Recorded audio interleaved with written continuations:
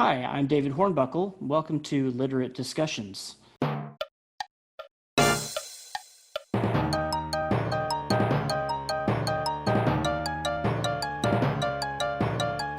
Literate Discussions with David Hornbuckle.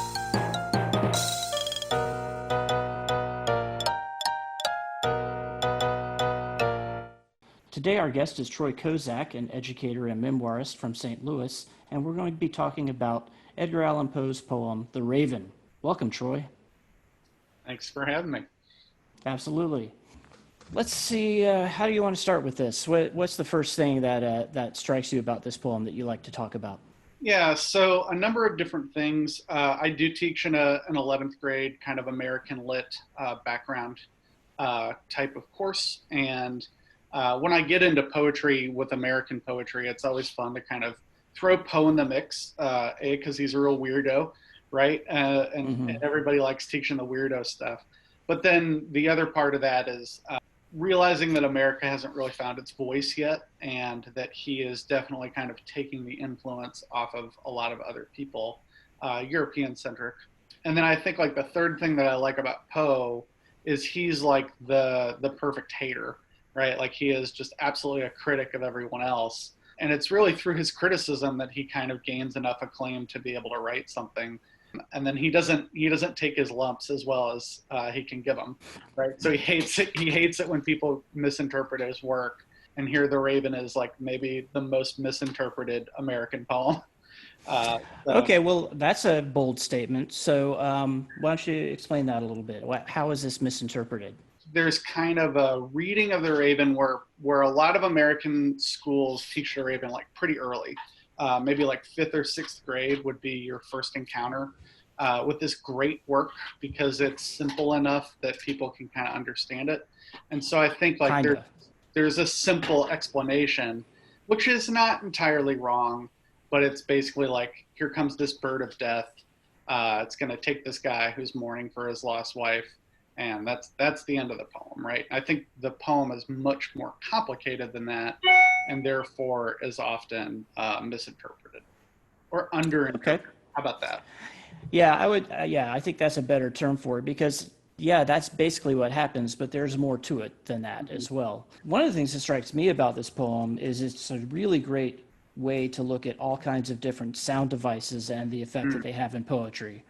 I mean, this is just like chock full of internal rhyme and consonants and assonance and repetition and, kind of all the things that we talk about when we talk about sound and poetry. Just looking at the first couple of lines, once upon a midnight dreary, while I pondered weak and weary. We already have alliteration, weak and weary. We already have internal line, dreary and weary. And it's a really interesting kind of meter that he's using here in the main part of the stanza. It's an iambic octameter, which kind of doubles up on what you would normally see in a whole lot of like European style poetry, as well as like the early American poetry like Emily Dickinson, which is normally an iambic tetrameter with 4 iambic feet in each line. But this one doubles that up into 8, which kind of gives him license, I think, for this like internal rhyming. It's almost like it's 2 lines in one. And I would kind of add to that, like his word choice is so fantastic inside of this poem, and part of that is because he's allowed himself to use a word like nepenthe and get the whole word in, right? Because of that structure and because of the sound that he's affecting, he's able to get these longer words in, these kind of real heavyweight Victorian words. Right. Yeah, and I think the octameter really helps with that, because if you got a really long line, then you can fit a really long word in there and it doesn't like screw up your rhythm, right? Absolutely.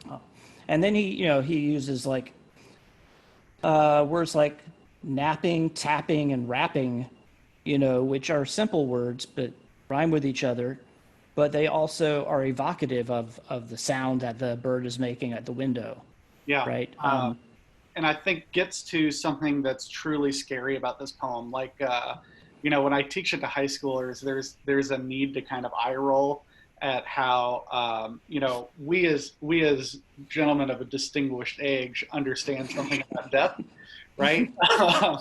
And high schoolers are not subject to that. But when you think about this is a person all alone in the middle of the night being awoken by tapping on the door, right? That is actually a very scary thing. We don't want people knocking on the door if we don't know who's on the other side, especially not Right.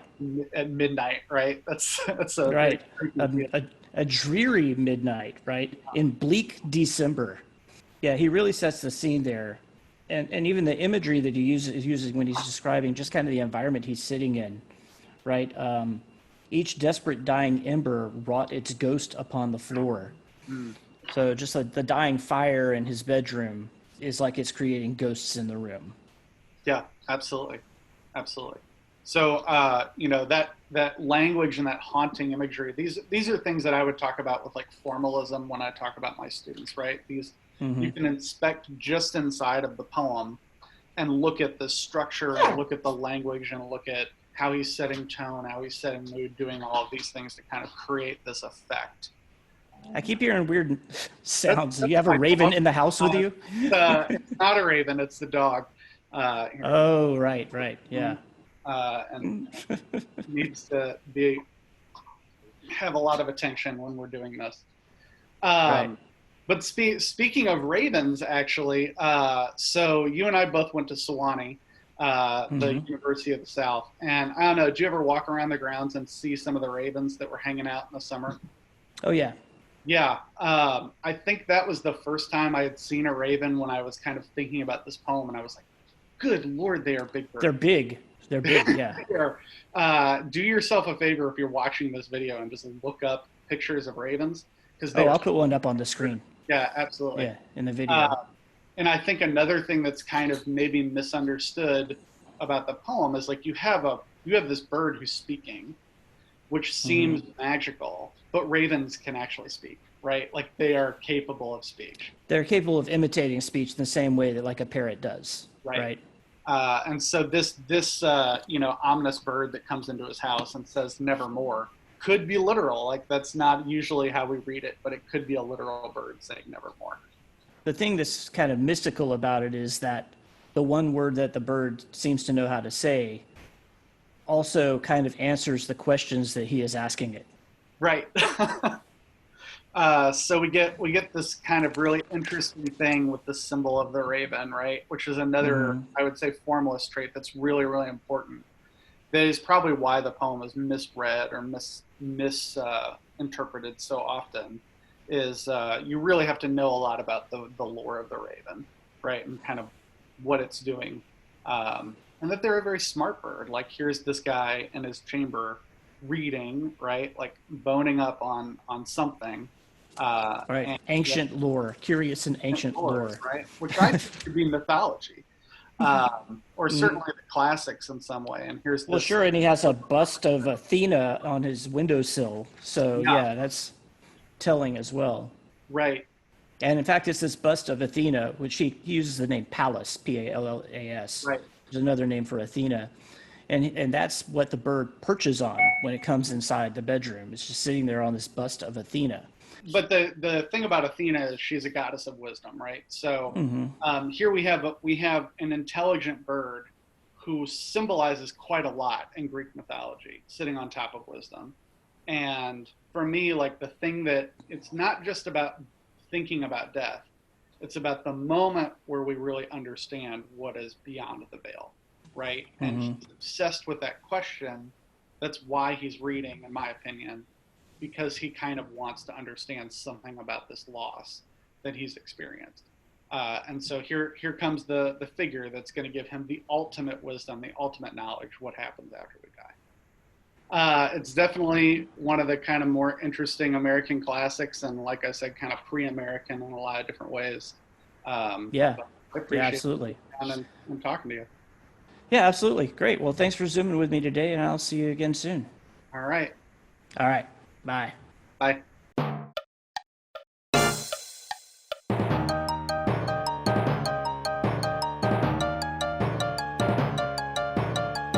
Literate Discussions with M. David Hornbuckle.